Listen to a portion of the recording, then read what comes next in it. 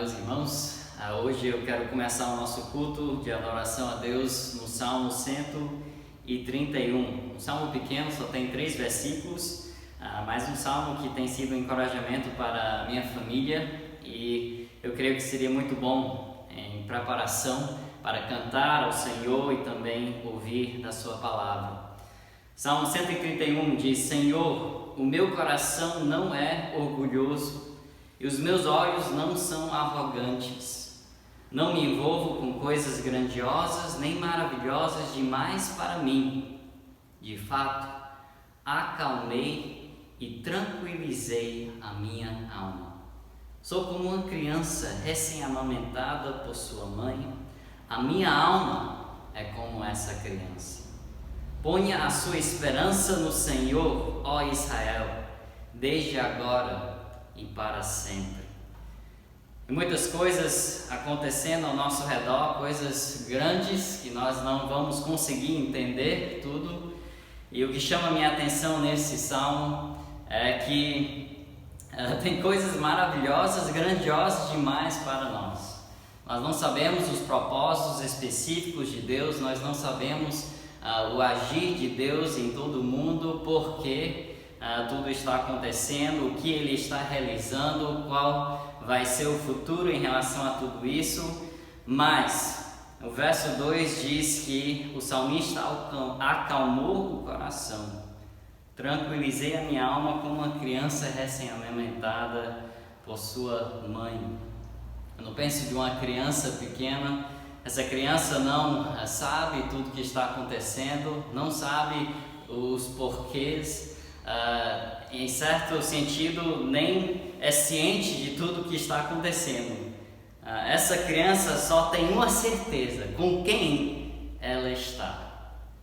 Eu sempre lembro, quando eu estou saindo de casa e eu quero levar o James comigo, a primeira pergunta sempre que o James faz: a mamãe vem também? É essa atitude que nós precisamos ter. O verso 3 diz: põe a sua esperança no Senhor. O Senhor está comigo? O Senhor está presente? Se a resposta é sim, então não temos o que temer. A nossa alma pode descansar. Então, para começar, nós queremos focar nossa atenção nisso, na soberania, na autoridade do nosso Senhor, que está sobre todas as coisas. E depois, nós queremos ser usados pelo Senhor. Nós queremos ser instrumentos nas mãos do Senhor para levar esperança para as pessoas. Então vamos orar, vamos dedicar esse tempo ao nosso Deus e juntos vamos cantar e ouvir a palavra. Nosso Deus e nosso Pai, nós precisamos lembrar que precisamos ser como crianças, como esse bebê recém-nascido, esse bebê que confia na sua mãe, que busca estar presente com a sua mãe, e se está com a sua mãe não tem preocupação.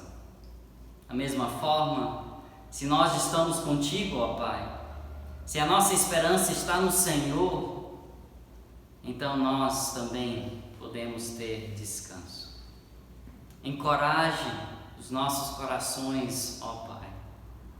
Traz renovo às nossas almas, que nós possamos cantar de todo o coração e lembrar das verdades sobre quem Tu és, e que nós estamos juntos com o Senhor.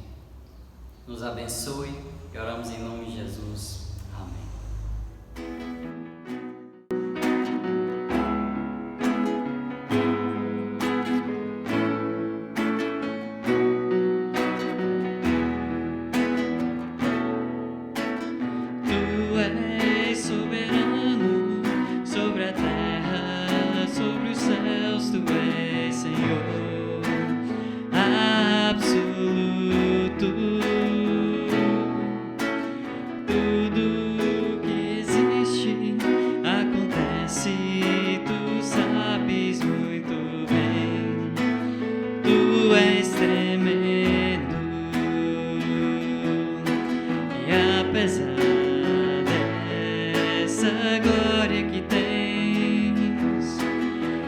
Te importas comigo também.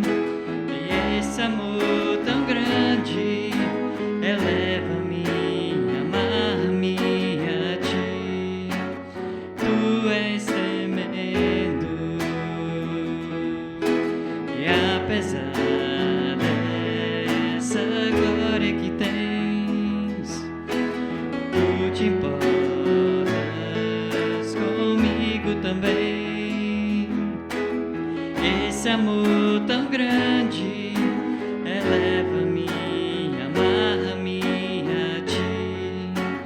Tu és tremendo. Não há Deus maior.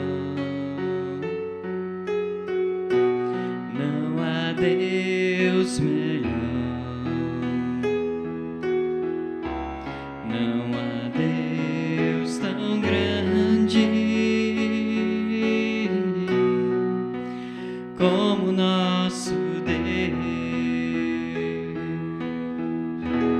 Não há Deus maior.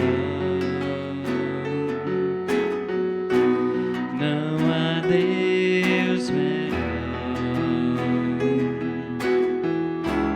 Não há Deus tão grande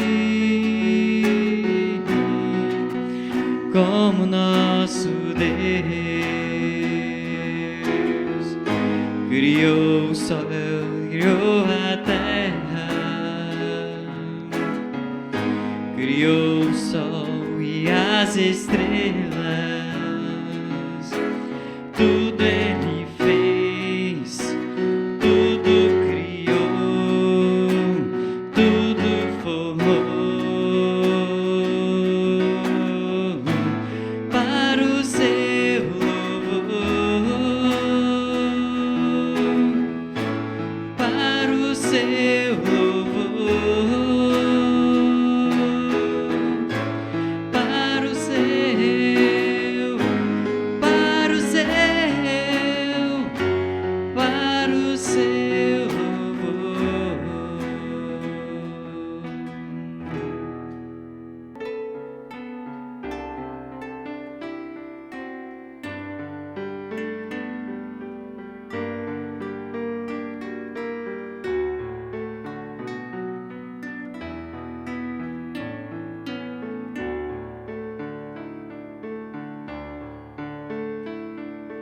Toma-me, Jesus, me toma em teus braços, meu Senhor. Faz-me pronto para servir-te, seja no que for.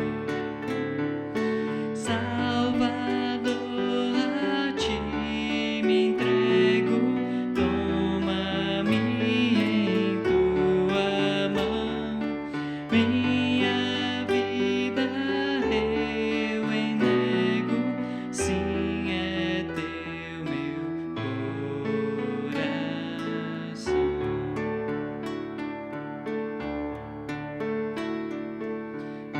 Usa-me, Jesus, e usa pra falar do teu amor. Conduzir por teu Espírito almas ao Senhor.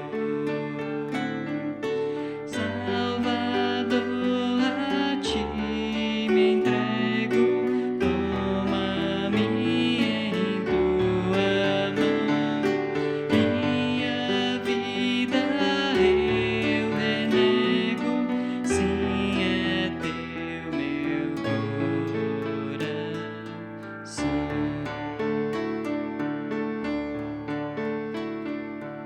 Manda-me, Jesus, me manda, onde queres eu irei.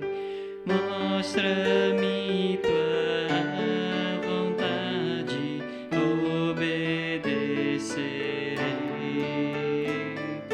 Salvador, a ti me entrego, toma-me em tua mão. Minha vida eu renego, sim, é teu meu coração.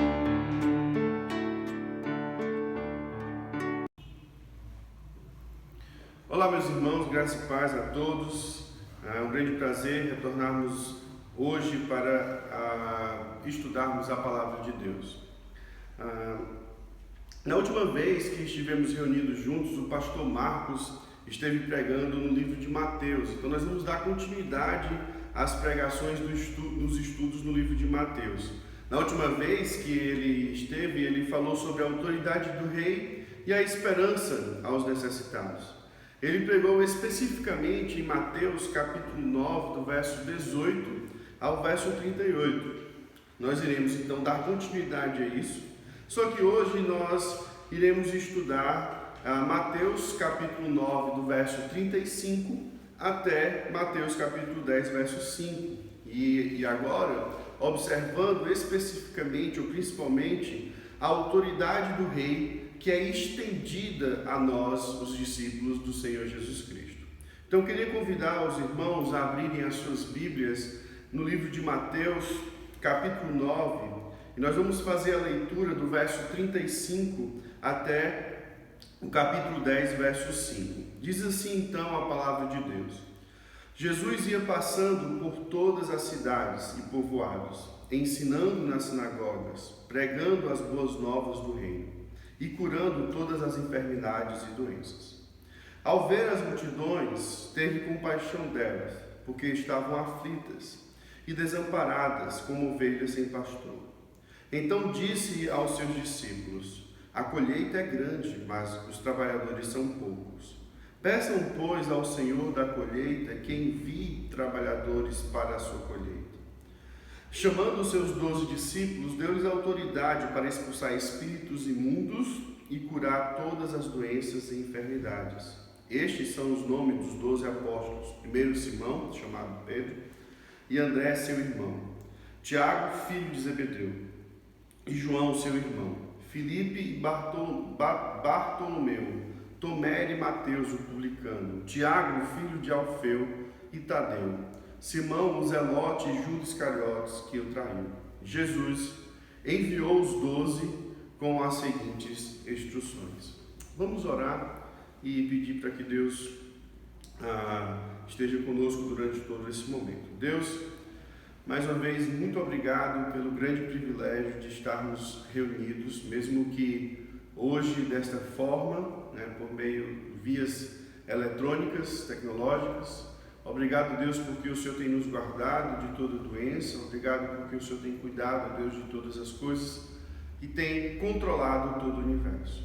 Nós te pedimos esse dia que o Senhor possa nos transformar por meio da palavra, que o Senhor possa nos moldar conforme a tua palavra. Fica conosco e nos ensina, Deus, em nome de Jesus. Amém. Quando nós olhamos o ministério de Cristo no Evangelho, nós podemos dividir de diversas formas o ministério de Cristo nos Evangelhos, principalmente nos Evangelhos. Uma delas, e é aí que vamos utilizar hoje, principalmente para que os irmãos possam se localizar dentro da história, dentro do ministério de Jesus encarnado, é a divisão dos grandes discursos. Nos Evangelhos, Mateus registra pelo menos 5 grandes discursos de Jesus. E o mais conhecido, inclusive, pelos irmãos, deve ser o discurso que é chamado de discurso do Sermão do Monte. Esse discurso geralmente é lembrado por algumas pessoas apenas pelas bem-aventuranças ali em Mateus capítulo 5, apesar de ser muito mais extenso do que isso. Na verdade, esse primeiro discurso de Jesus é o maior dentre todos os 5 discursos que tem ali no Evangelho de Mateus. O mais conhecido dentre eles, pelo menos. Esse primeiro discurso vai de Mateus capítulo 5 até Mateus capítulo 7, verso 29, mais ou menos. E o segundo grande discurso que é registrado no livro de Mateus é exatamente no texto que nós estamos estudando esta noite. O texto de Mateus capítulo 10, do verso 1 ao verso 42, marca o segundo grande discurso. E é exatamente esse grande discurso, ou esse discurso do Senhor Jesus, que nós iremos estudar hoje e nas próximas semanas.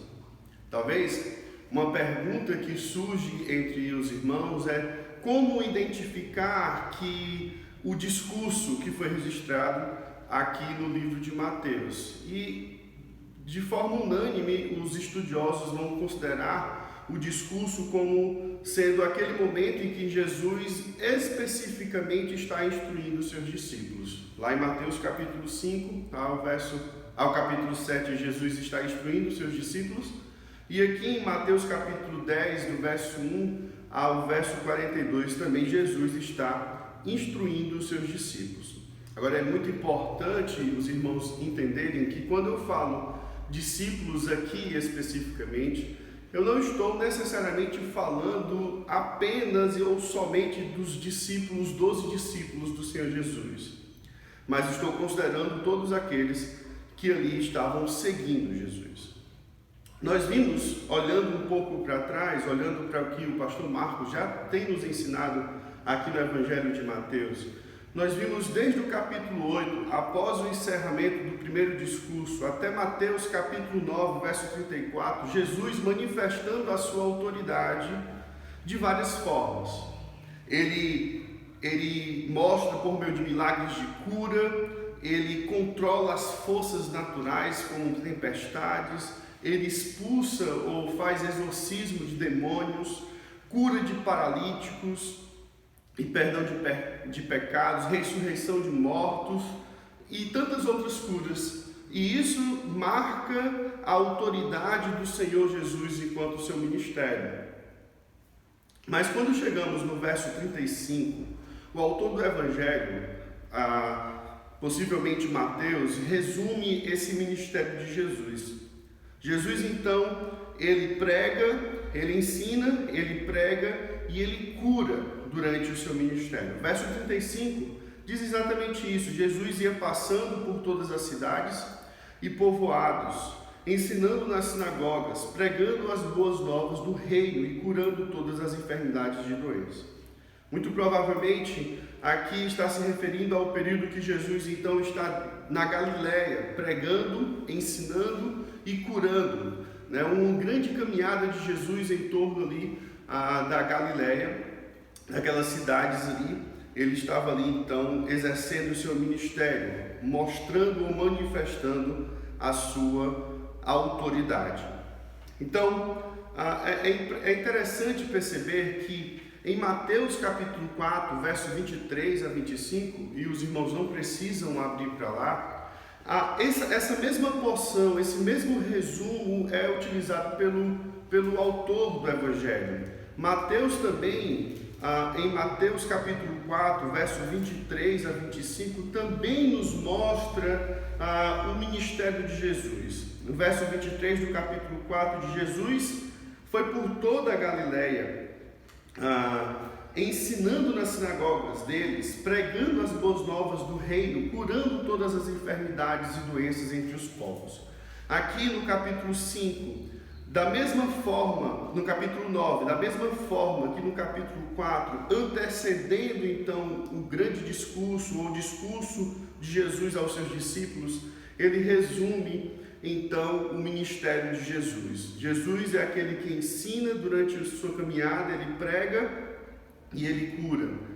É interessante notar como a autoridade do rei é então manifestada, como a autoridade do rei é confirmada por meio destas coisas que Jesus fazia. A autoridade do rei é confirmada nos lugares onde ele passava. É como se tudo aquilo que Jesus estava fazendo então testificasse sobre ele, sobre aquele que seria enviado, o Messias. Mas agora, especificamente no capítulo 9, no verso 36, o evangelista então expõe o coração de Jesus. Nós precisamos lembrar que Jesus ele é 100% Deus, mas também é 100% homem. E o que se descreve no capítulo 36 parece muito mais uma emoção ou aquilo que está dentro de um coração humano. Ele, ao ver as multidões, ele então sente compaixão delas. E isso é especificado no verso 36. E isso é colocado de forma a levar o leitor a compreender a dimensão do ministério de Jesus ou a dimensão do ministério dos discípulos. Algo é muito maior, talvez, do que Jesus, como homem, poderia fazer. E ele vai então fazer essa transição, ele vai estender essa autoridade para os discípulos. Ele vê uma multidão que está aflita, uma multidão que está desamparada, uma multidão que está como se fosse uma ovelha sem pastor. E aqui no verso 36, pelo menos duas verdades saltam desses versos e são importantes para entendermos como devemos então, como deve ser o nosso coração diante do perdido. A primeira está relacionada com a própria palavra compaixão. O coração de Jesus aqui, então, como eu já disse, é exposto pelo evangelista. Nós talvez não consigamos mensurar qual é a medida, qual é o tamanho do sentimento de Jesus por aquele povo. Talvez é muito difícil explicar o que é ter compaixão, talvez nem sequer conseguimos. Mas é possível sim compreender que Jesus estava com o coração sensibilizado por aquele povo. A palavra no grego aqui nos traz uma ideia de ser algo que é movido pelas entranhas. Naquela época, achava-se que o centro do amor, a sede do amor, da piedade, vinha das entranhas. Então é aquele sentimento meio que vem do fundo e de alguma forma move o coração, move a piedade, move um sentimento de pena. Até pena poderia ser descrito como significado dessa palavra. Ele olha, então ele tem pena, ele tem amor, ele tem piedade, ele sofre, ele chora provavelmente.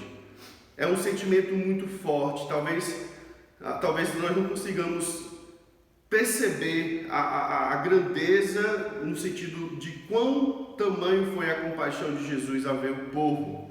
Um povo que estava perdido no ensinamento, naquilo que lhes foi ensinado. Um povo que não conseguia adorar a Deus porque não conhecia de fato. Um povo que sofria tormento no próprio corpo por causa dos demônios, por causa dos seus pecados. Nesses últimos dias, entregando os textos básicos, tanto em Sapiranga quanto em Dois Irmãos, eu especificamente, eu queria tentar descrever o sentimento que eu tinha ao entregar as cestas básicas, principalmente em Dois Irmãos, onde nós vimos situações bem diferentes do que eu imaginava aqui no Rio Grande do Sul. E eu só conseguia dizer, como eu estou triste, não porque nós demos as cestas básicas, mas como eu estou triste porque eu não consigo entender como as pessoas conseguem viver dessa forma, como eu posso orar por essas pessoas para que essas pessoas, Deus possa de alguma forma livrá-las. E talvez a palavra que eu deveria ter na mente era que eu estava tendo compaixão por essas pessoas. Eu estava sentindo algo que vinha realmente do fundo e expressava um amor por elas. Essas pessoas estavam então com necessidades, mas aquilo que nós estávamos fazendo era apenas um pontinho de toda a necessidade do estado do Rio Grande do Sul, toda a necessidade do Brasil e do mundo. Obviamente, a compaixão de Jesus aqui não está relacionada simplesmente com os aspectos físicos, é muito mais do que isso. Jesus não está simplesmente preocupado com a falta de comida ou a falta de saúde, não é isso, porque no seu ministério, além de curar as enfermidades, além de dar esperança e conforto para aqueles que vivem naquele momento, ele pregava sobre algo que é futuro, algo que seria usufruído completamente quando ele voltasse então para reinar eternamente. Ele estava apenas mostrando ou manifestando uma parte daquilo que seria um todo lá no final, curando aquelas pessoas. Jesus também tinha compaixão porque essas pessoas estavam longe do reino, estavam longe do próprio Deus, estavam com necessidades espirituais. É óbvio que a situação de doenças e enfermidades também pode de alguma forma afetar o sentimento de Jesus para essas pessoas, mas não é isso, não é o principal ponto aqui. Jesus então tem compaixão, e isso é importante para nós que somos discípulos de Jesus. Precisamos ter compaixão dos perdidos, não pelos aspectos físicos em si, mas por causa da sua vida espiritual. E isso nos leva para a segunda verdade que salta desse texto, que é a situação do perdido. Observe como o evangelista ele registra isso. Ele diz que o povo estava aflito. Talvez a melhor palavra, ou uma das palavras que poderiam expressar a aflição, seria intimidadas, oprimidas. Elas estariam desamparadas, incapazes de salvar a si mesmo, ou de escapar de seus atormentadores. É preciso então notar, de fato, que isso descreve não simplesmente uma situação física, mas isso descreve também a sua situação espiritual. Sem um pastor, sem um dono, sem um Senhor sobre suas vidas, sem alguém que possa conduzir para o escape, sem alguém que possa oprimir, mas possa de fato confortar, conduzir, ser um refúgio.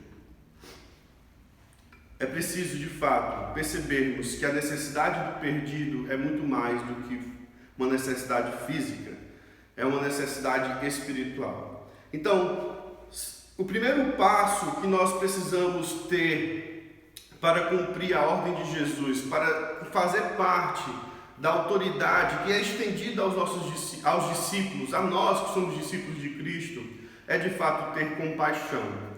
Compaixão pelo perdido. E compaixão é então ser movido de amor e piedade para levar esperança ao perdido que está aflito e desamparado.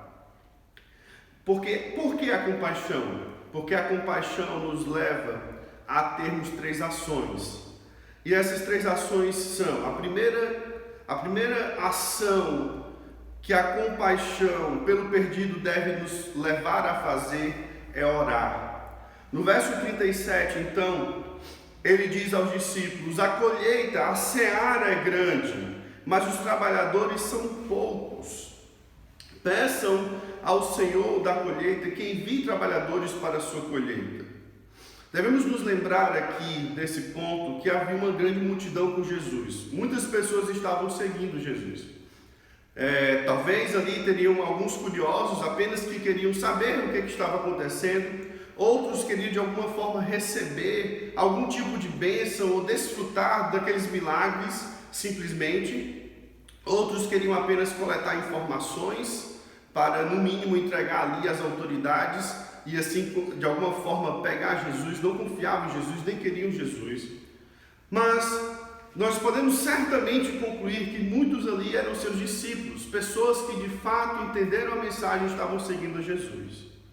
E o ponto é que aqui, especificamente, depois de ter de alguma forma exposto o seu ministério, depois desses discípulos passarem um bom tempo caminhando com Jesus por onde ele ia, vendo o que Jesus fazia, depois então de Jesus talvez expressar o seu coração, abrir o seu coração para os discípulos, ele convoca os discípulos a orar.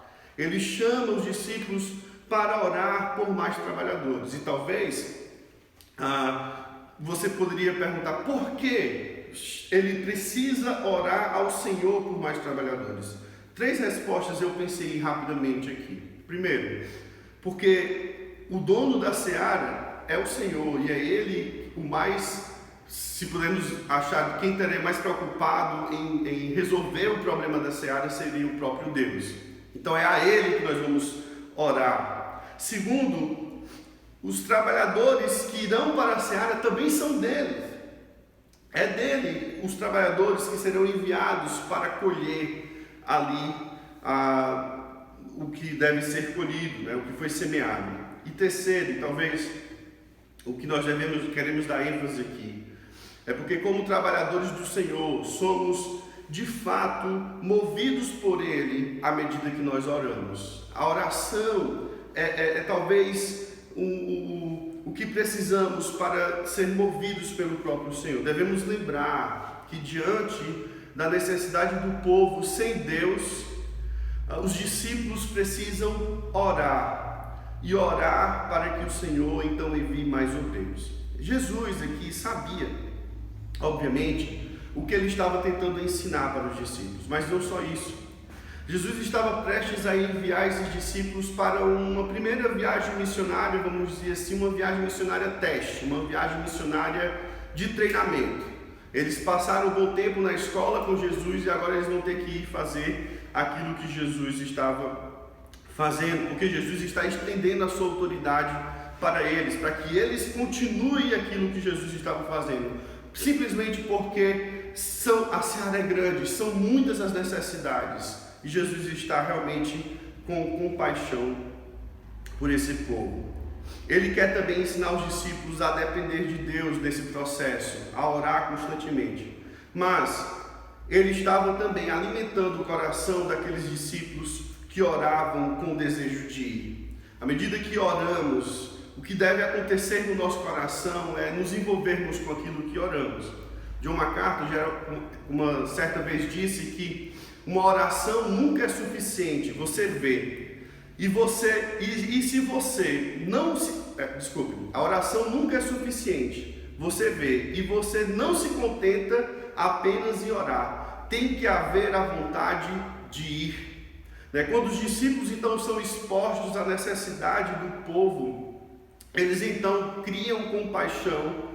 E então eles são chamados a depender de Deus em oração. E ao mesmo tempo que são alimentados, eles são alimentados constantemente com o desejo de ir. Existe uma história sobre Martinho Lutero. Diz que Martinho Lutero tinha um amigo e enquanto Lutero estava na frente da batalha tentando convencer as pessoas que a justificação era somente pela fé, então este grande amigo, ele ficava em oração, constantemente orando por essa batalha que Lutero iria fazer. Então, certo dia, este amigo teve um sonho, e nesse sonho ele via um campo, um mundo como um campo, e ele olhava para esse campo, e esse campo se estendia por todo o mundo. E ele via nesse campo um homem solitário, atravessando aquele campo tão grande. Ele não conseguia ver no primeiro momento quem era ele, mas tentando olhar e se aproximando, ele conseguiu ver o rosto, e era o rosto do seu querido amigo Lutero. Ele acordou e imediatamente ele foi se encontrar com Lutero e disse: devo deixar minhas orações, pois Deus me mostrou que orar não é suficiente, devo me dedicar ao trabalho. Obviamente, eu não estou ensinando e dizendo aqui que você deve parar de orar e simplesmente sair para fazer as coisas. Não é isso. O ponto é que quanto mais oramos por algo, como, por exemplo, por mais obreiros, uma hora ou outra você vai se envolver e talvez você vai perceber que você estava orando por você mesmo. Eu lembro, na nossa juventude, na minha igreja, quando eu tinha 13 anos, que nós nos dedicávamos tanto a orar por missões. Orávamos tanto por missões. E é interessante perceber que depois de um tempo, boa parte daqueles jovens hoje estão envolvidos em ministérios. Estão plantando igrejas em diversos lugares do Brasil e do mundo. Conversando com um pastor, ele disse que ele orava tanto, estava orando tanto por obreiros para o mundo islâmico.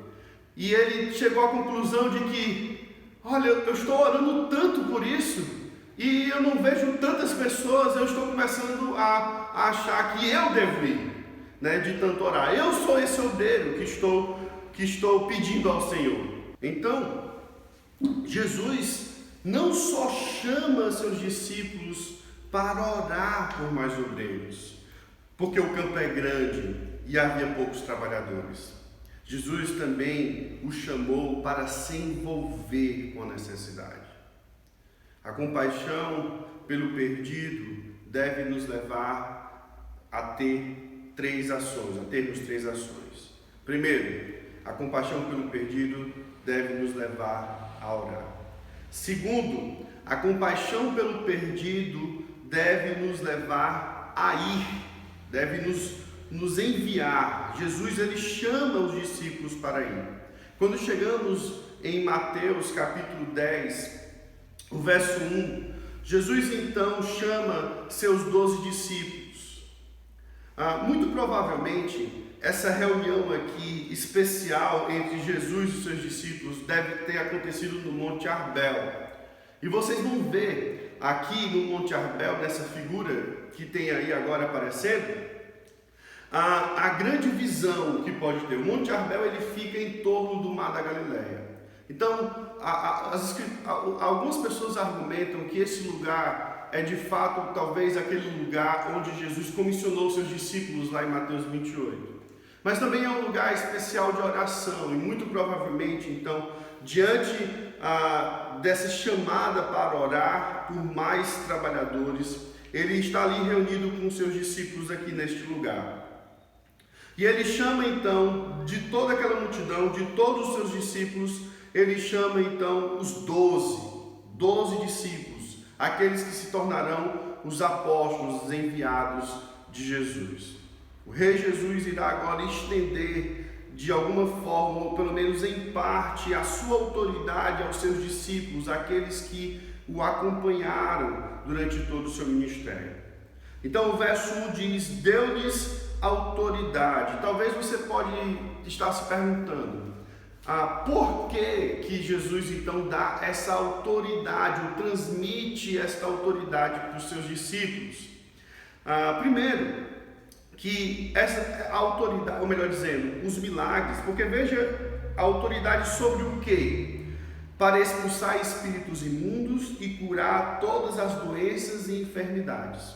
São sinais miraculosos isso aqui. E os sinais miraculosos existiam nesse momento da história para testificar o mensageiro do reino, a mensagem do reino. Esses sinais miraculosos serviriam então, da mesma forma que serviram para testificar que Jesus era o rei, Jesus era aquele enviado, Jesus era o Messias, também iria testificar que os apóstolos seriam aqueles que dariam continuidade ao ministério de Jesus. No capítulo 11, verso 4, verso 3, verso 2, João, ele ao ouvir na prisão o que Cristo estava fazendo, enviou seus discípulos para perguntar a ele se este Jesus, se ele era aquele que haveria de vir. Jesus simplesmente responde: volte e anuncie a João que vocês estão ouvindo e vendo. Os cegos veem, os aleijados andam, os leprosos são purificados, os surdos ouvem, os mortos são ressuscitados. E as boas novas do reino são pregadas aos pobres.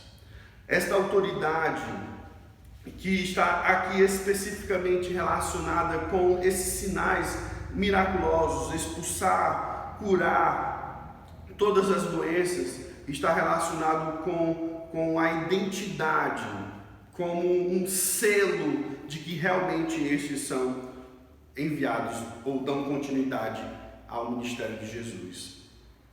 A autoridade que é investida aos discípulos pelo Rei, o Senhor Jesus, confere a eles a autoridade apostólica.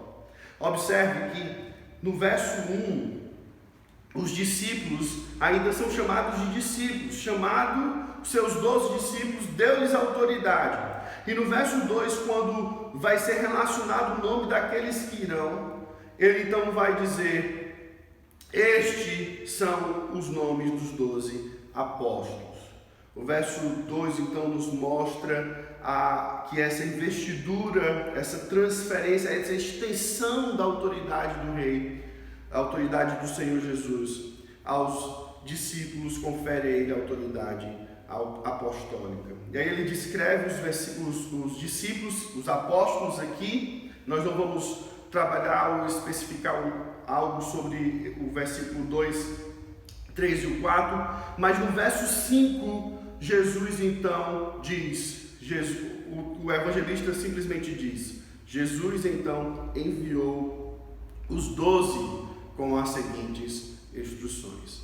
E dentro dessas instruções tem: não se dirija aos gentios, nem entre em cidade alguma dos samaritanos, antes dirijam-se às ovelhas perdidas de Israel. Quando temos compaixão pelo perdido, meus irmãos, temos 3 ações que vai nos levar a termos. A primeira é orar, e à medida que oramos, nós nos envolvemos com aquilo que oramos. Segundo, vai nos levar a ir. Jesus convoca os discípulos, transfere a autoridade dos sinais miraculosos e então envia esses discípulos. E a terceira ação que nos leva a ter, por termos compaixão pelo perdido, é de pregar. E isso especificamente é dito no verso 7. Por onde forem, preguem esta mensagem: o reino dos céus está próximo. Mas tudo isso sobre esse momento em que os discípulos estão enviando, sobre as instruções para a viagem, sobre o ensino para depender de Deus. Ainda no capítulo 2, as atitudes que os discípulos devem ter à medida que estão formando ou estão em busca de novos discípulos, em busca dos perdidos, nós vamos ver no próximo domingo e nos outros. Espero que os irmãos possam ter entendido este dia. Jesus, ele tem compaixão pelo perdido.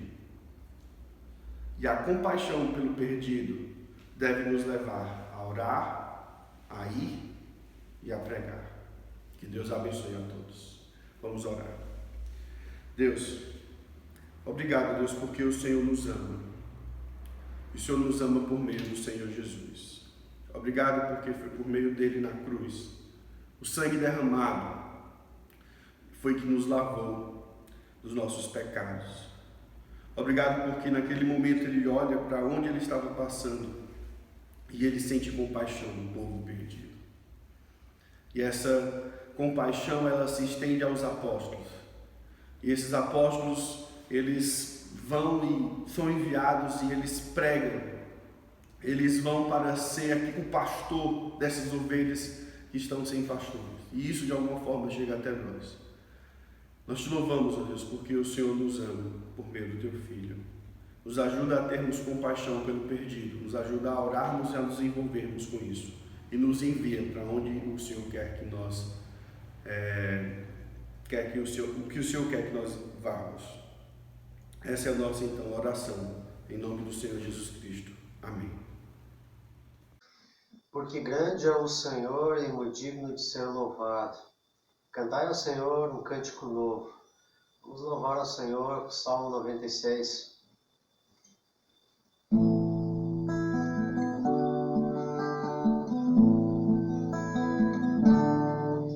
Cantai ao Senhor um cântico novo. Cantai ao Senhor todas as terras, cantai ao Senhor, bendizei o seu nome, proclamai a sua salvação, anunciai entre as nações a sua glória, entre todos os povos.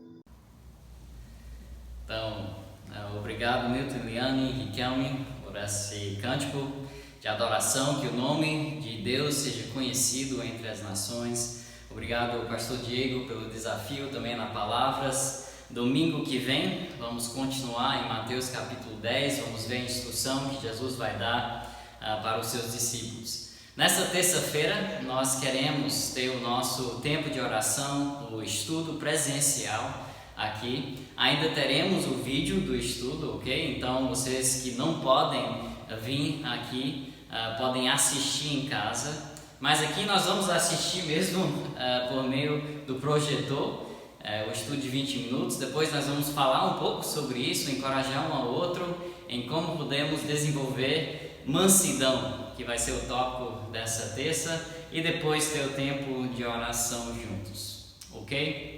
Então, que Deus lhe abençoe essa semana. Se tem qualquer necessidade, qualquer pedido de oração, qualquer preocupação, por favor, sinta à vontade de falar conosco, falar com o pastor Diego, comigo, fala com os irmãos da igreja. Nós somos uma família e nós queremos caminhar juntos, ok? Que Deus abençoe e amém.